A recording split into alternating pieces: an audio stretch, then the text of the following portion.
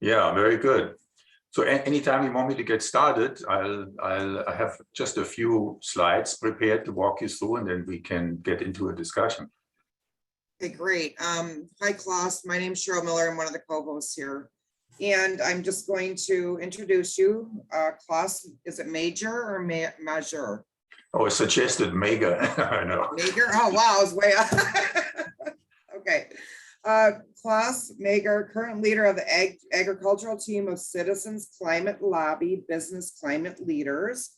Klaus will explain the benefit of two strong sustainability pieces of legislation introduced to the U.S. Congress, the Energy Innovation and Carbon Dividend Act, which would create market incentives to reduce fossil fuel-based inputs primarily by increasing the input cost of synthetic nitrogen fertilizer and pesticides, and the Growing Climate Solutions Act of 2021, which will provide the legal and regulatory framework to establish voluntary carbon markets, which pay farmers for the sequestration of carbon into soil. Welcome. Thank you. So, yeah, if you, should I just start? Yeah, oh, I'm sorry. You can go ahead now. Yep, Okay, you can start good, your presentation. And can I take the screen? Okay, I can take the screen. So I just pulled together a few slides, to make it easier to guide the conversation. So we put together this presentation here early last year, to explain the bill and to encourage, a conversation on the Growing Climate Solutions Act. So, we are the action team here. So we support citizen climate lobby and business climate leaders with inside information and feedback. I mean, just as a point of introduction, I'm by no means an agricultural expert. My background is 21 years with the Walt Disney Company as a director of food service. So I was a food systems designer and developed food systems for the theme parks. So I was doing Disney's California Adventure, and then later on Hong Kong Disneyland. And then I worked for a German company, one of the largest food wholesalers in the world, as a corporate strategist, the head of corporate target group marketing. Join the meeting. And that was in 30 countries. So I've been with CCL for about 6 years, and it turns out that you can't really focus on the food system without starting at the farm, obviously. And so I really did work for these last few years to educate myself on what is happening with our soil, what are the consequences of the way we farm right now to the nutrient density of the food, to health, and not just to the entire environment, the ecosystem around us, and so on. So that's sort of where I'm coming from. So what I'm sharing with you are the learnings of a layperson, to try to make sense out of all this. So you're all familiar with, obviously we are supporting HB 763, carbon fee and dividend as our primary purpose. And then business climate leaders is now translating what that means to specific sectors of the industry. And so my sector is agriculture, and then it's really food and agriculture because you can't separate it. So here's the Growing Climate Solutions Act. And then why is this so important? I mean, soil degradation in the United States is just stunning, right? I mean, we have lost over 1/3 of our topsoil. And without topsoil, we don't farm. I mean, you can't grow food in sand. So now the talk is we have only like 60 years of farming left if this kind of soil degradation continues. So we're plain running out of soil. So forget about climate change, right? I mean, even just to maintain the integrity of our soil so we can continue to grow food is an issue all by itself. And it would be it would be enormously important to restore soil just for its own merit, not even thinking about carbon sequestration and so on. So you already, Cheryl already mentioned it. The number one cost driver in agriculture is these fossil fuel-based inputs, and above all, synthetic fertilizer, which is made with natural gas. But then also herbicides and pesticides, which are made from oil. So these inputs have become so overwhelming that they're basically eroding, the biomass inside the soil. I like to compare it to like cocaine. You get a big rush for a few times, and then you need more to get the same rush again. You need more and more, and pretty soon you're a wreck. And so that's what we're doing to our soil here.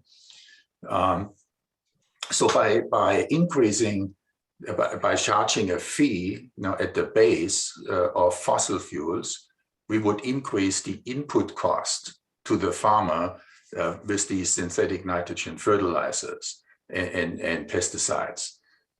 So farm fuels, the fuel for the tractor itself is exempted from the bill. But the change from current practices to regenerative organic will require adaptations that may require new equipment and a temporary loss of yield, because shifting out of using these chemicals to stimulate your plant growth requires typically like a 3 to 5 year transition before yields are reestablished. So our statement then is that CCL supports the Growing Climate Solution Act and other incentive programs to compensate and incentivize growers for changing their practices. So obviously we can't burden the farmer with this transition. So what the Growing Climate Solutions Act does, it will create a one-stop shop website where with information and resources for producers, foresters that want to monetize their regenerative practices. So there will be all the resources you need to learn about what is a carbon market, what do you have to do to comply with it, and who can you work with to develop your testing regimen and so on, will be summarized by USDA. And then it says that USDA will create a certification program to standardize how carbon is being measured. This will provide transparency, legitimacy, and informal endorsement. Important that the bill does not propose a regulation per se. It recommends a process structure that will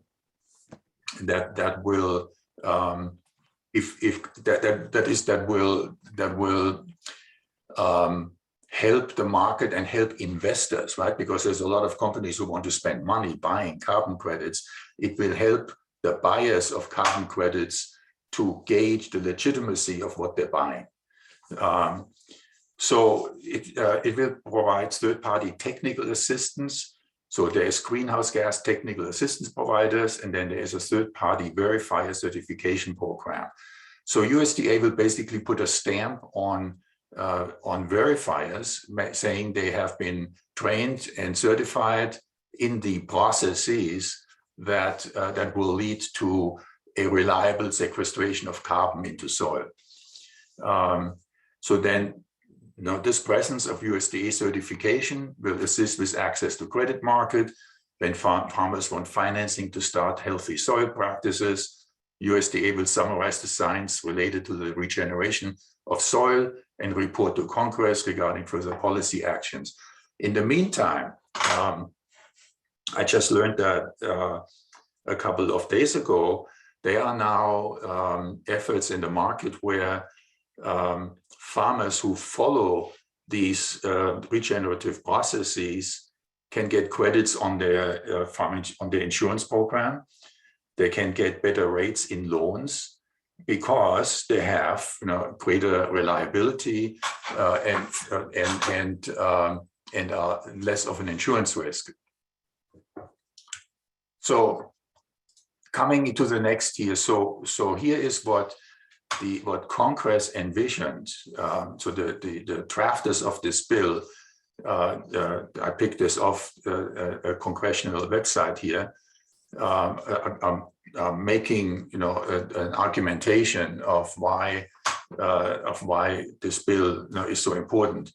So farmers need extra capital to implement climate smart agriculture and forestry practices, right? You can't just convert without having the money. I talked with a farmer in California who is growing alfalfa by flooding the fields. Now in California, growing hay basically to ship to China, right? And here we have a state that's like flat out of water, and we don't have enough water to grow vegetables, but we are really continuing very wasteful farming practices. And so in the conversation was a lady farmer. She was saying, look, I would love to change and put in, for example, olive trees, because my land is suitable, perfectly suitable for olive trees, but I don't have the money to do this, right? And I don't want to indebt myself with regular loans. So there is this need for farmers, to find funding. And then the roadblock one is farmers aren't sure how to implement projects or navigate carbon credit markets. It's a complicated system here. And then here, big one, farmers don't know who to trust in the marketplace. So a lot of the actors that are in this marketplace are not farmers. They are people from the finance world, impact investors, and so on. And so who can I really listen to do the right thing? And then roadblock three, industry professionals, what I was just saying, who work with carbon credits, they're not really farmers. And then carbon credits are not currently accessible because of these roadblocks. So what the bill is supposed to do, is acknowledge that yes, you need access to capital, you need access to marketplaces that will support you financially in this transition. So USDA will publish a website that will explain the entire process. How do you get started? Who do you contact? What information do you need to know? What information providers are there? And it will then provide technical assistance providers, who are certified by USDA with expertise in agriculture and forestry to help farmers to design and implement projects. So the lady farmer I was just talking about could find technical assistance, of what type of olive trees should you be planting here? Where would you source those rootstocks? Where would you find funding and loans and so on that assist you with this? And then there are third-party verifiers. So after the process has been started, these verifiers will take stock of what carbon do you have in your soil currently, and how is that advancing, and then out of that issue a certified credit, and that credit can then become a revenue stream by funding climate smart agriculture and forestry practices. So that's basically sort of in a nutshell what the bill is supposed to accomplish. So now talking with farmers, so the bill literally sailed through the Senate on a 93-7 vote, but it's now totally stuck in the House. Now there's a group of NGOs, more than 100 NGOs signed on to a letter urging Congress to drop this bill altogether, and because it is just going to lead to a more dangerous distortion of the agricultural market. So, and the argumentations are this, there are a wide variations within the industry, and different growers will be impacted differently by HR 763.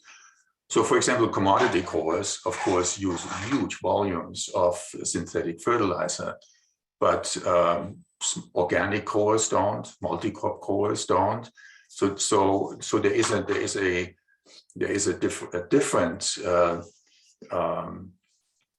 different level of impact depending on what kind of a farm you have.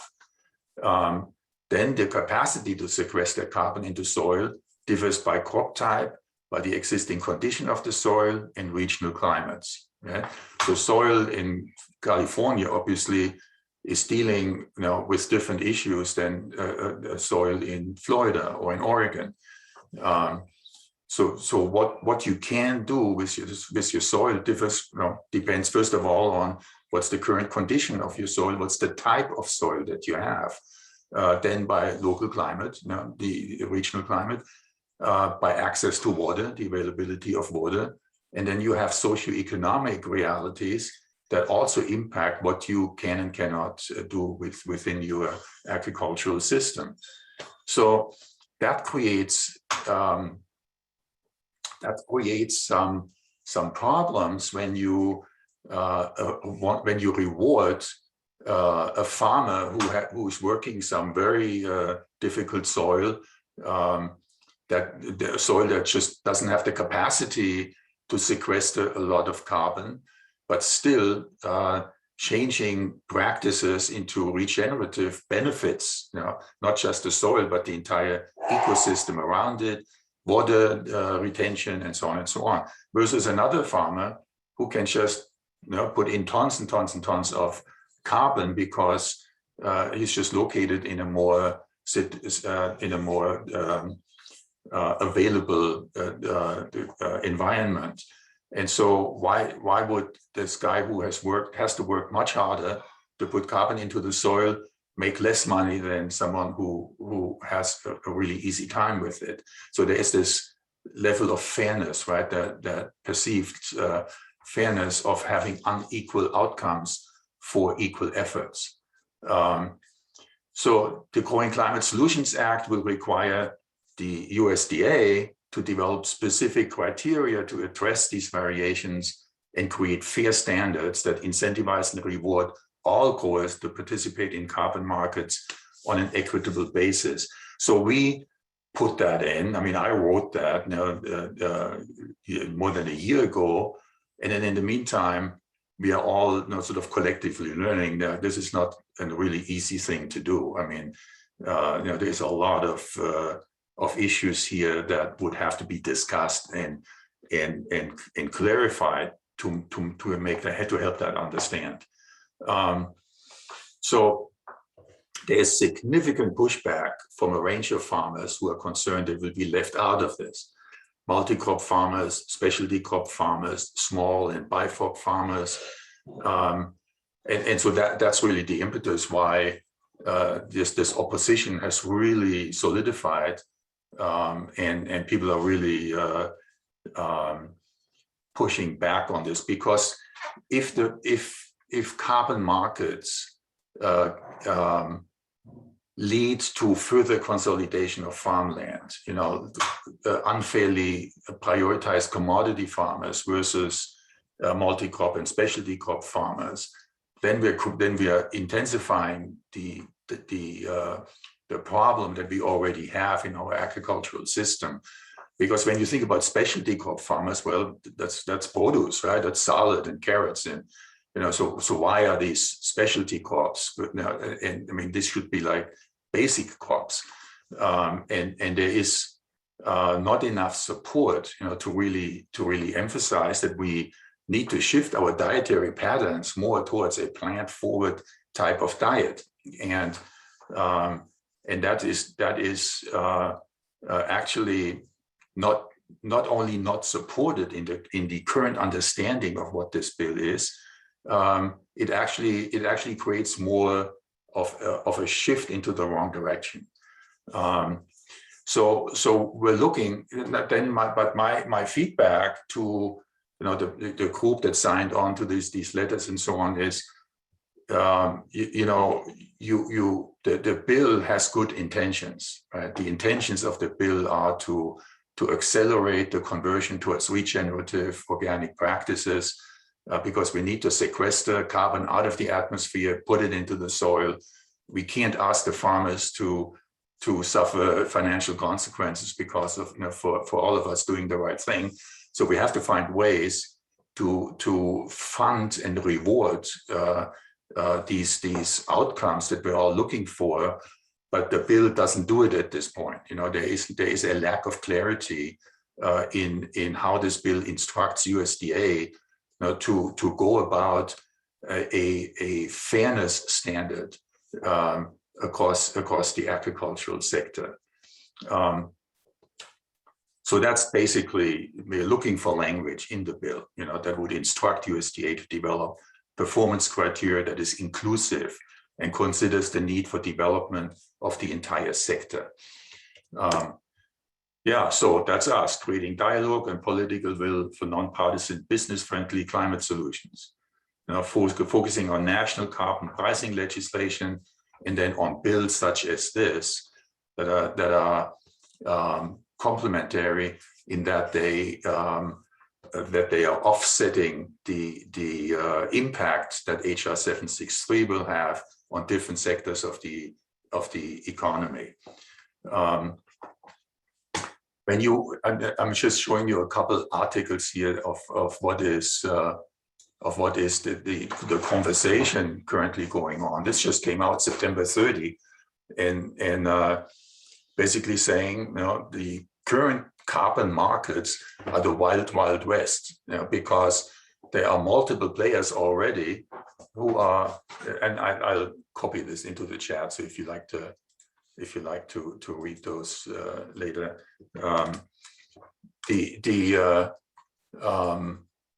when you look at the number of actors already in the market, there are no clear-cut standards, right? They're all using slightly different ways of interacting with the farmer. Here's another one. Look, from Arc Week, is also saying it's the Wild West for now, and cites a number of reasons why that is so. Here's an article also, the way forward for the U.S. agri-food sector, also talking about, here are the key issues that we all see. So in a nutshell, what we can see is a huge interest, a growing understanding about the importance of agriculture in climate mitigation. I don't know if you have seen Project Drawdown just advanced their understanding of the influence factors of climate change, emissions, and so on. And they have now put agriculture on par with the energy sector. And when you look at the national dialogue, we're talking about electric cars and batteries and power stations endlessly, right? We're not talking about agriculture with that same intensity, but yet it's just as important as electricity. You can't fix the climate change issue we're dealing with right now without addressing agriculture. And then it turns out, when you start to really dig into agriculture, there are other factors beyond climate change and beyond emissions, that make agriculture such an important part of the entire social change, right? That we need to engage behavioral adaptations, because the way we grow food right now creates nutrient deficiencies, because the soil microbiome has been basically killed. So we're eating food that's with chemical and mined inputs, and it's deficient. It doesn't have the range of microorganisms and micronutrients that we need to be healthy, and it's reflected in the health of the US population. When you think that 60% of the US population has a dietary linked issue, diabetes, cancers, and obesity, and so on. 40% of the US population have two or more. So, and it's linked directly into our food. So there are a number of reasons why we have to change, what we do in agriculture. But we have to find a way to reward farmers for basically providing these ecosystem services. Yeah, so that was my comments. So if you want to open it up for questions. Okay, thank you. Okay, everyone, questions? Unmute. The things that I've heard from some quote unquote green groups is their concern about farmers doing the sequestration now and kind of giving a pass to some businesses for them taking a more active role in reducing their carbon. How do you respond to those groups? I'm sure you've read those comments as well. Not quite sure I understand your question, Catherine. I've read some. I read from a couple of environmental groups saying that they're concerned about the carbon sequestration in ag, giving businesses kind of a pass for the looking for ways that they can reduce their carbon use. How do you, and it doesn't relate just to this bill, but I'm just thinking about that whole sequestration thing, ag sequestration. How do you respond to those groups?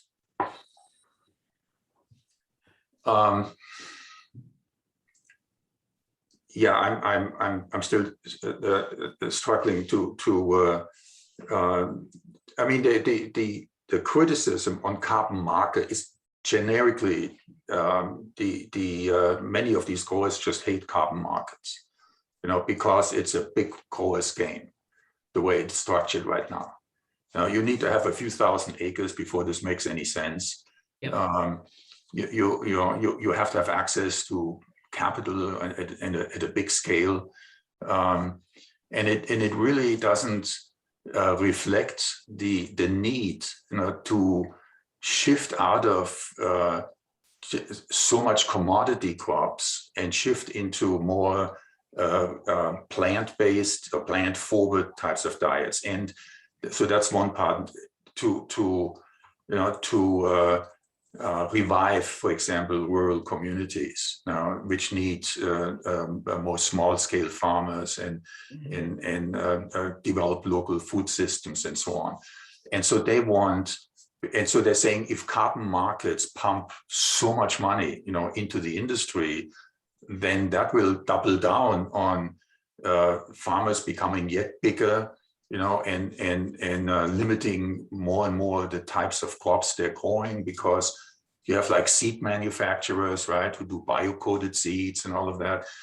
Well, now we have fewer crops, now seeds become software, and so it turns the farmer into a contractor, basically, on a much larger scale.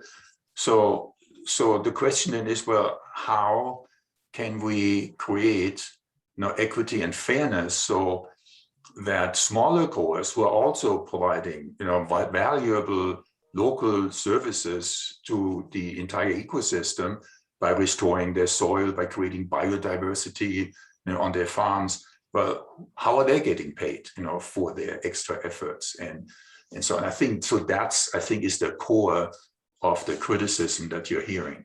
So my response is, yeah, I agree with you. I just say, yeah, this makes sense, right? We need to get money to you. We just haven't figured out yet. There's no clarity, in the bill and in general, in the way USDA allocates money through the farm bill. There's no clarity on how that is going to be accomplished. So that's where we need to engage. Yeah. I have a quick question, Klaus, too. I spent about 20 years in sustainable local food system work in Vermont, just for background, and 20 years ago, right? So buying local, starting to get people to care. We're 20, 30 years into it, and it's still just a small fraction of the actual food we consume. And what I find is interesting, because I agree with you that we have to make major changes in our lifestyle, but just watching the reaction of my neighbors around wearing a mask in the middle of a COVID pandemic, are we really ever going to be able to transition people's hearts, thoughts, and minds to change their diets, to care about the planet? I mean, I hate to be pessimistic. I try to be an optimist, but I deeply worry that people are like, it's going to be my way and the government's never going to tell me what to do and I can do whatever I want to do. And it's just a sad statement that we're losing what I thought was powerful many generations ago, a sense of community and care. We're really becoming very selfish in my mind. And then on another note, we are looking at carbon markets. I run a land trust and we are working in carbon markets for our forested projects. But again, we're looking at 3,000 to 5,000 acres before it actually makes financial sense for us. And we're not at that scale. And that's my biggest worry, is all this money is going to go to the big guys. And then all the middle and little guys like us go, no, sorry, this is for the TNCs of the world, or and that's where I think, sadly, sometimes we forget the solutions are in our communities. I'll stop doing my little spiel. You did great though, Klaus. Love your input. I couldn't agree more with you, Nancy. I mean, totally. In fact, I just joined a company, Planetary Care, to do just that, right? To engage communities. And when you look at our last webinar, Farm to Fork Community Food Systems that PCL hosted with some really incredible speakers, that's all about engaging the community in this conversion. So, but we have to make it fun. This can't be pushing it down and going wild on it. So you have to involve, for example, your local caterer.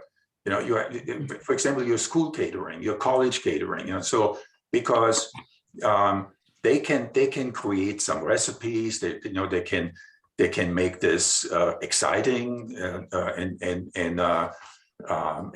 and tasty and colorful, right? Because I mean, my God, look at Indian cuisine or Mediterranean cuisine from around the world. Plant-forward dining is wonderful. So when you, for example, when you go online, you look at menus of change. In our webinar, we had Sophie, who is one of the founding members of the Menus of Change initiative at Harvard. And they are partnered with the Culinary Institute of America. And they're developing this idea of a plant-forward plant-forward dining. So the flexitarian approach, meaning that meat becomes an ingredient on your plate, but it's not center plate anymore. And then in particular, I think if we can engage young people, right, who are so on fire because of climate change and this what I call the Greta Thunberg generation. They're so on fire about us older guys having messed it all up, right? I'm going, yeah, we did, but there's something you can do about it, right? I mean, so there is a total lack of understanding in that younger generation about the importance of our dietary patterns to climate change and to climate restoration. So yeah, Lindsay, I mean, we have to find ways of getting people excited about this by making it fun, colorful.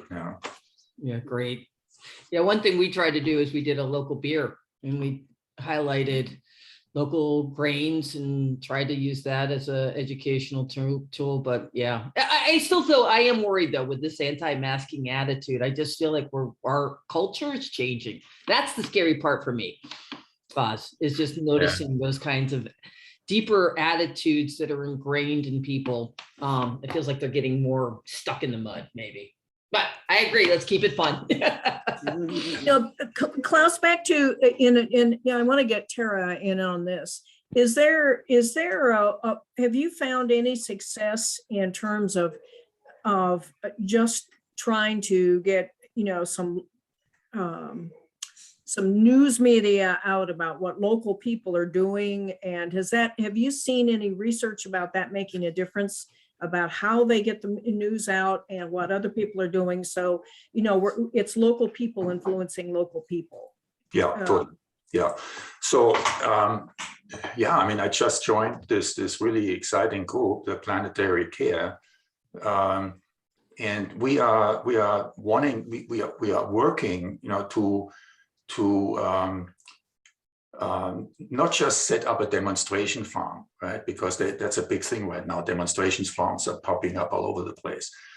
But the question, but without integrating this into the community, it's not really going anywhere, because when you set up a demonstration farm, that implies you're playing with types of crops and rotations and so on, where the design imperative is to rejuvenate your soil, to regenerate, your soil back to health, the soil microbiome.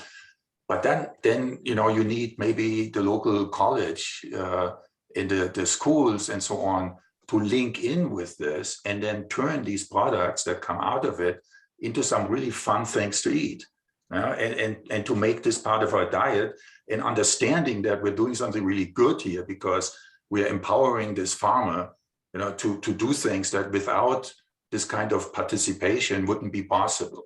And so we want to set up a process where you go and before you set up a demonstration farm, you talk to everybody why you're doing it and what you want to accomplish, and how the community has to help, make that all work.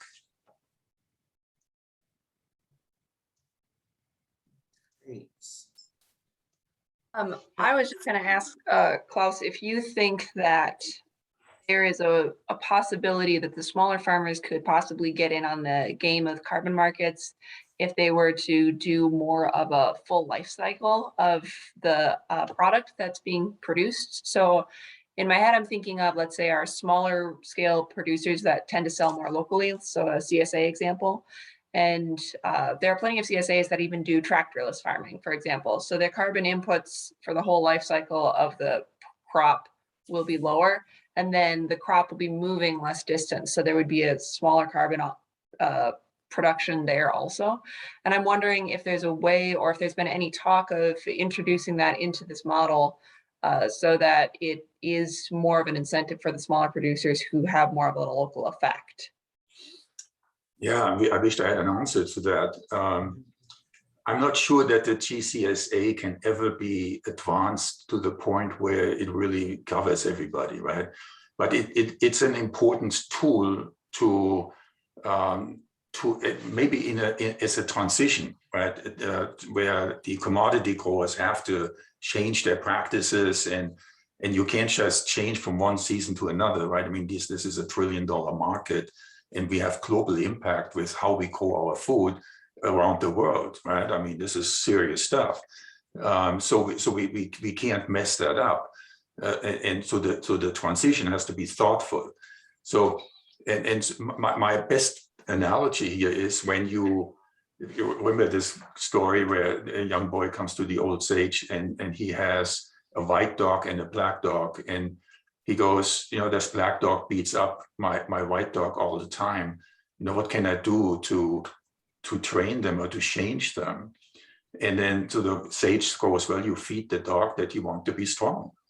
Right? So we are right now, we are the money in the farm bill is going into directions that's simply not very helpful to the smaller farmers and to the entire ecosystem that depends on them. So but when you look at the farm bill, there are a ton of, let me find one example for you. There are a ton of programs in there which are designed, to help develop these markets. And give me just a moment, because I think that would be really helpful to put on the screen.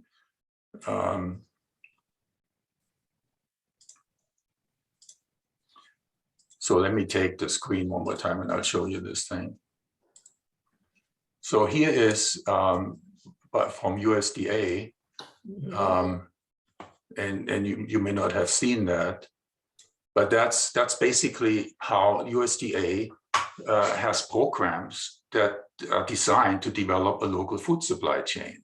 Yeah, and so maybe the Growing Climate Solutions Act is one tool in the tool shed, and then this here becomes another way of stimulating the part of the market that you want to see grow and develop, right? But the thing is that these programs need to be funded more aggressively, and they need to be promoted, and people need to be made aware of it and educated on it. But when you look at, because to develop, to create this change is a systems issue, right? You have to change the entire system, and the system means that you have to create a supply chain that gets you from farm to fork, right? That this is the big buzzword that came out of the United Nations Food Systems Summit, farm to fork. You have to, and we actually did a webinar with BCL, the previous one that was talking about community food systems, a systems perspective, right? So I like to always say, when you look at internationally how countries that have lived on their land for thousands of years without destroying their soil, I mean, think of Japan and Korea and Germany, Greece, the Mediterranean countries. It doesn't matter if you take your cabbage and you turn it into kimchi or sauerkraut. The process of getting this cabbage through the supply chain means you start with a farmer, you need an aggregator, you need a processor, you need a logistics system, and then you need to have a supply chain, reaching the consumer, wholesale markets and retail markets to make that work. So this what USDA has done here is go from land conservation, production, processing, aggregation, distribution to consumers, and to fund. So we don't need to invent new programs. We just need to fund. One thing I do want to point out, though, Klaus, is that USDA is extremely weak when it comes. So their NRCS cost share is only for environmental areas. Nonprofits like ours in the land trust community, and I know in Vermont we did this, we worked with beginner farmers because the entry into a small farm, the cost of land, the cost of equipment is astronomical, but there's no government supporting that. It's a nonprofit land trust collaborative model that then helps those beginner farmers have reduced payments on the land because they place a conservation easement on that land. That's the work that the land trust will do. So while I appreciate the federal model, I think we need a community model that also values the work that NGOs are doing it, because there's a real reason why we don't have a bunch of small family farms, because USDA wants a bunch of large corporate farms, in my personal opinion. So I don't think they're going to be the solution, but I'll try to have a better attitude.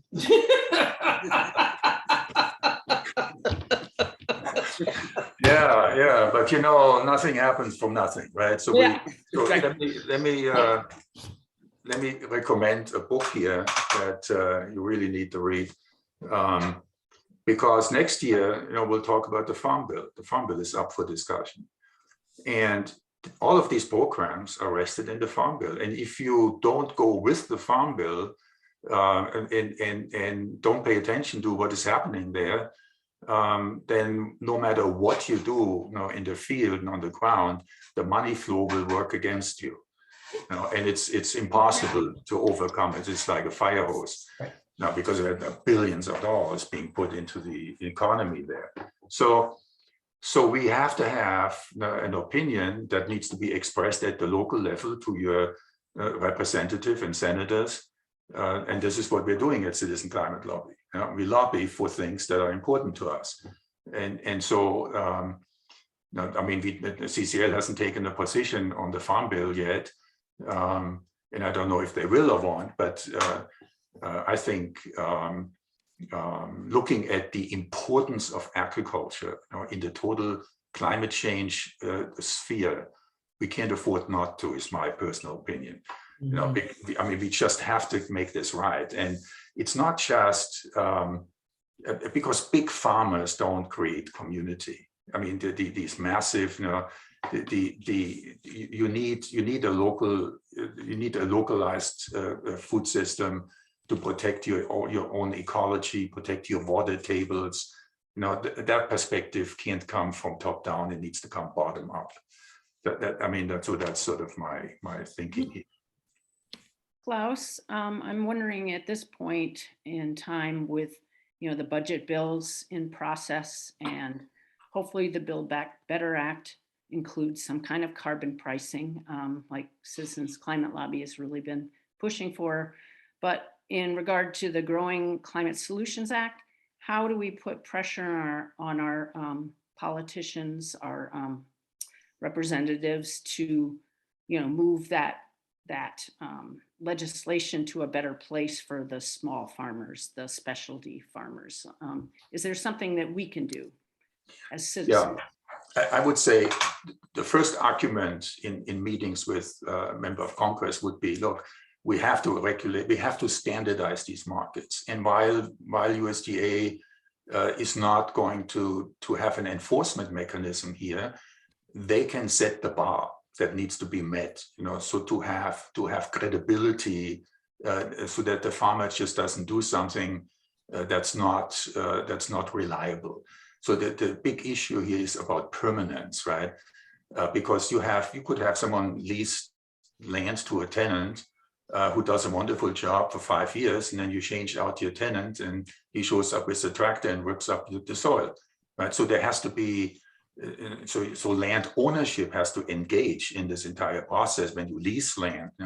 So the USDA can create performance standards, that make it reliable for some company that wants to buy carbon offsets to choose whose carbon credit to trust, right? So if there's a stamp on there that's saying meeting USDA standards, now you've got something. So that's one part.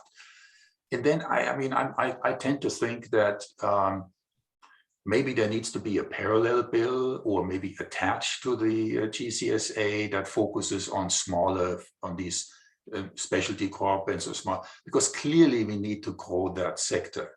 When you look at the dietary recommendations in the US, we spend 90% of the money in the farm bill on growers that produce like 10% of what we need to eat now, because we need to eat fresh produce and fruits and legumes and so on. And that's not being promoted in the farm bill. So that needs to change.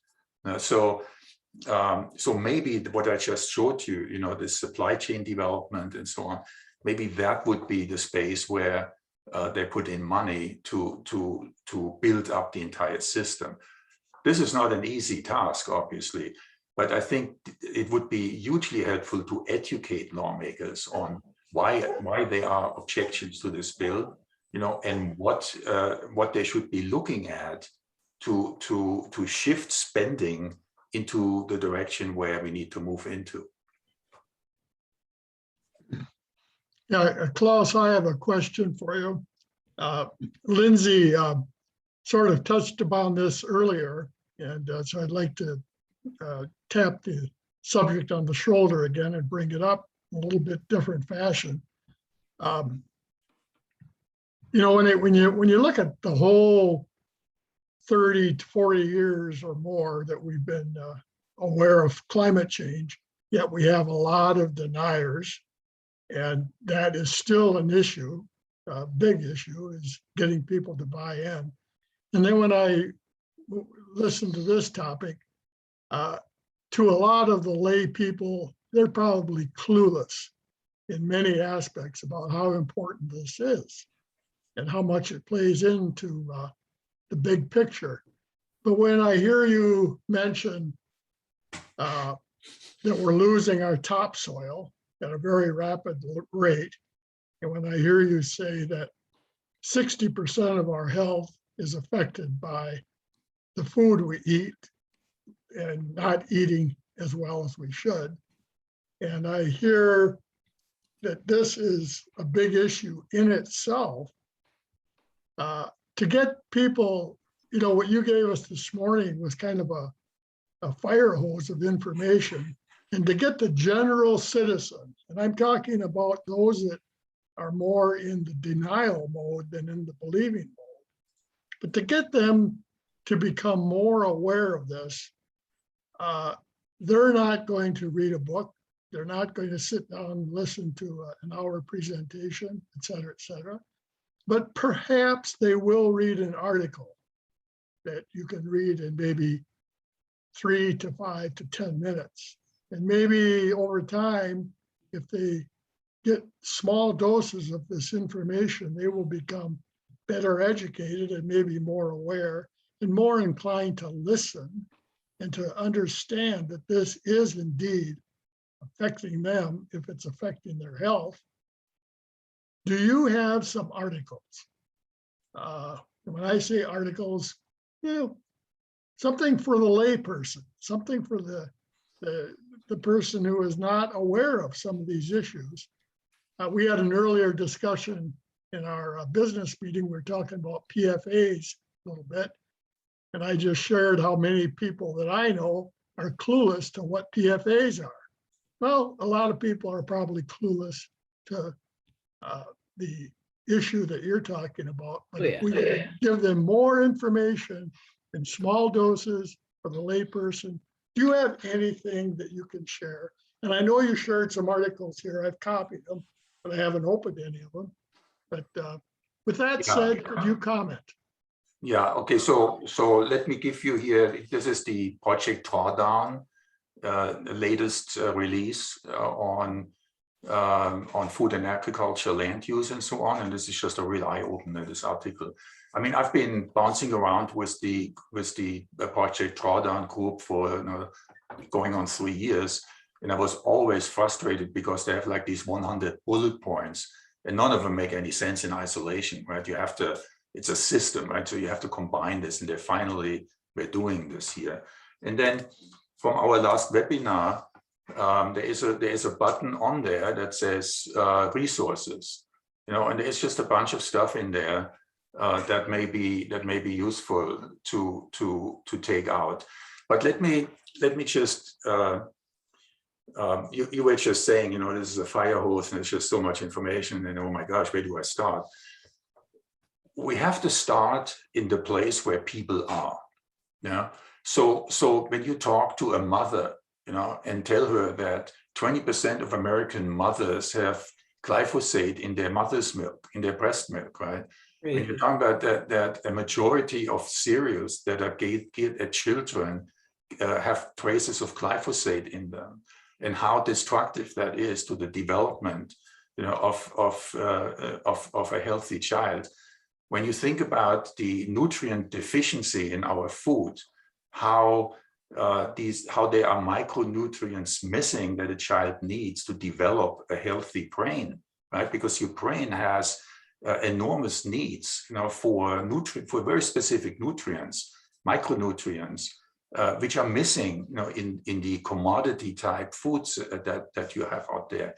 So that's one part, right? So the mother doesn't need to know anything more than you have to pay attention to the nutrient density of the food you buy, which then translates instantly into organic regenerative agriculture, because that's how you get nutrient density in the food. So there are different conversations taking place with different people now, based on where they are at. I would just, sorry, Lindsay, you look like No, go. I have a couple of thoughts on that, Yeah. Steve, specifically. So number one, yeah, meet people where they're at, but it's so important to remember that people will remember how you made them feel and not necessarily what you said. So those statistics are really great, but I think what a lot of young mothers would take away from that conversation is, oh, I have another responsibility that I'm not doing enough on, and my kid's brain isn't going to develop, right? And that's going to create like a sense of fear and a sense of this person is telling me I'm not a good mother. Like, so it's really understanding how to like come at people, because I think, as Lindsay talked about the anti-mask stuff, a big part of that is reactionary, and people think that they are being treated like they're not intelligent or there are assumptions made about them, and it's making them react differently to that. So I would just say, like, part of the important thing that we have to do here is not only meet people where they're at, but meet people with a very fundamental baseline of respect for where they're at, and assume they're doing the best that they can, and that like we always talk about, what's in people's water, right? You're a fish and you're swimming in the water and it's hard to recognize what's even around you. So you can't just pick them out of the tank and put them in a new one and be like, now only worry about food, right? So it's that understanding of maybe just give them a few drops at a time, or, I'm worried about this because of X, Y, and Z. And so even just providing them with a taste of, oh, other people are thinking about food, maybe I should think about that more, is something I would recommend. And then, so personal conversation more so than just providing people resources, I think is important.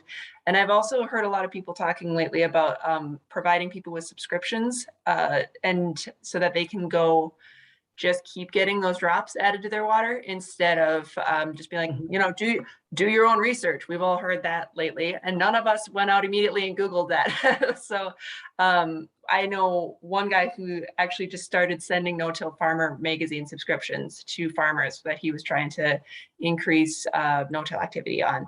And then he said that 3 of the 12 farmers he did that in started no-tilling the next year.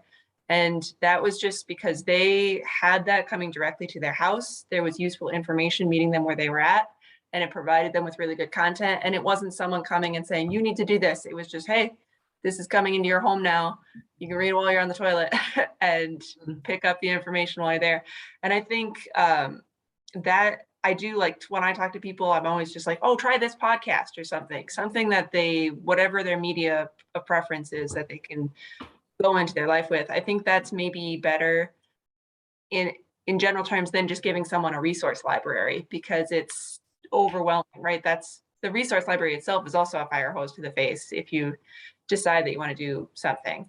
I'm sorry that it's a little presumptuous for me to jump in and say those things, but it was just some thoughts I had in response. You're spot on with that. Totally. Yeah, I totally agree with you. And I think our hard part here, Klaus, is many of us live around large ag. So we're in Dunn County, right? I have very large grain growers all around me growing for the energy market. They're not even growing for food, right? They're just growing for biofuels, which I think is doesn't make sense to me. My brain doesn't go there. Food should be grown. We should figure out another way to create our energy, but blending those two, I thought, was not a great idea. That's just my personal opinion. But the challenge we face is how do we have these conversations? I think this is what Tara was just trying to say. We're living right in the front lines. So if I say I'm worried about my well, farmers don't like me because I'm expressing a concern that they may be impacting my well, and people naturally get defensive. So I really worry, or I'm not worried at all, but what I'm trying to figure out is how do we thoughtfully have these conversations when we're right in the front lines? And it's not that we're in some urban city and we jump on some bus and go someplace else and have a different discussion. These are people we live with, these are our neighbors. I live with 72 other families. That's it. That's all of us out there. That's it. That's majority of northern Wisconsin is these, and they're very poor. The average income is $19,000 a year. You try living off of $19,000 a year. And these aren't farmers. These are just rural residents. The depression in rural America is so overwhelming. And then we don't have internet. So we can't compete with everybody else. I apologize, I'm ranting a little bit here, but I just think there's so many huge issues impacting rural America that we can't then just go to the farmer and say, well, now you change and then everything else will be better. And I'm not saying that's not what you said at all, but how do we have those closer conversations to the folks living in the actual communities where large farms, we got large turkey, we got large chicken. I mean, these are large scale farms. Yeah. I'm just curious if you have experience with that, or Tara, because what we don't want to do is mess it up. And I'm afraid that we're a group of concerned citizens who care, but we also don't want to mess it up, make people angry, create more tension for this community. We're trying to collectively be part of a solution, but we could actually accidentally step in it and offend others too very easily in rural areas. So anyway, I'll just leave it at that, but I think I guess it could be hard. Yeah, I mean, economy has taken a turn over the last few decades that just has created a lot of problems. And it's heartbreaking, to see impoverished inner cities and food deserts, in the middle of an agricultural land and so on. It's so well.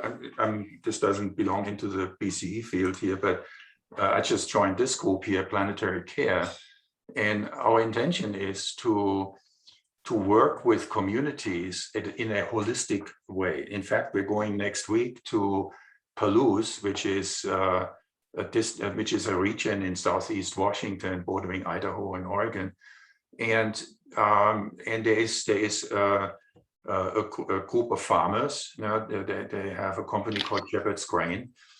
They're managing between them about 150,000 acres of land, mostly used for wheat, and so they want to do a demonstration farm, and so partnered with us. Well, the point we were making is, a demonstration farm really needs to be integrated into the community.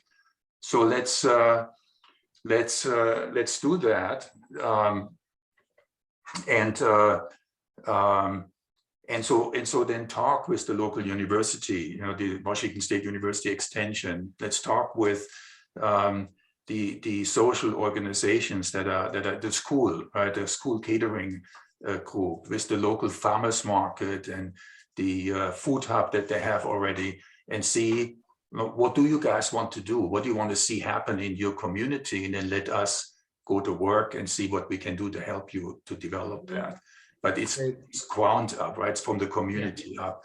So it's because you can't come in with a top-down solution. And this is the most frustrating thing, right? Because a lot of organizations come in and want to offer you solutions without really knowing what's going on in your particular neck of the woods, so to speak. So that's all I can. And there's a lot of good people in this space who want to help, and we just need to figure out how to do it. I agree. Oh, just looking at the time here, it's 1:05, and we, Klaus, we don't want to impose upon your time, and I know everybody has a schedule. And I'm just wondering if there's maybe a last question that somebody might want to ask or comment. Otherwise, I think to respect everybody's schedule, we should probably sign off here in the next couple minutes. So anybody have any last question or comment? I have one comment that, on a positive note, we do have the university in our county seat of Menominee, University of Wisconsin Stout. And those students are working really hard to, for example, there's a capstone project where they're working on composting and how to develop composting for the university. And some of the students are working on putting more solar on the university. So I think we have the resources there. We have the people. We're lucky in our small rural county that we do have a university. And I guess we'll take it from here. I thank you very much, Klaus, for bringing up all these topics and stimulating all these questions. And I think we'll have to just work really hard on our collaborative efforts. Thank you, Klaus. Thank you so much for having me. All right. This has been a very informative and educational hour, Klaus. So thank you very much. And maybe we will see you again sometime, okay? Yes, absolutely. You can call me. Keep up the great work, Klaus. Yay. Thank you. Bye-bye. Goodbye, everybody. Thank you.